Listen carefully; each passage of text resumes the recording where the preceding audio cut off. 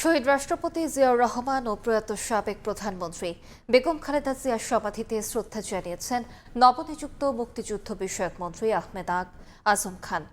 দুপুরে জিয়া উদ্যানে শ্রদ্ধা নিবেদন শেষে তিনি বলেন, রাজাকারের তালিকায় থাকা মুক্তিযোদ্ধাদের নাম খতিয়ে দেখে কাজ শুরু করবে মন্ত্রণালয়।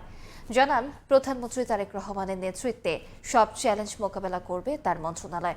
এ সময় কাজের মাধ্যমে প্রধানমন্ত্রীর আস্থার প্রতিফলন ঘটাবেন বলেও জানান মুক্তিযুদ্ধ বিষয়ক মন্ত্রী।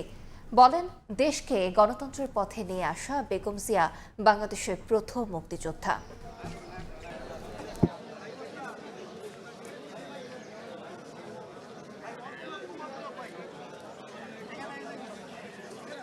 প্রধানমন্ত্রী জনাব তারেক রহমানের নেতৃত্বে মুক্তিযুদ্ধ মন্ত্রণালয়ের যে চ্যালেঞ্জগুলো আছে, আপনি যেটা বললেন যে অনেক ভুয়া মুক্তিযোদ্ধা অন্তর্ভুক্ত হয়েছে ফ্যাসিবাদের 18 বছরে, সেই বিষয়গুলোকে আমরা নিশ্চয়ই অ্যাড্রেস করব। এবং আপনি যেটা বললেন যে রাজাকারের তালিকাতে অনেক সত্যিকারের মুক্তিযোদ্ধা তালিকাভুক্ত হয়েছে, এই বিষয়টাও আমরা অ্যাড্রেস করব।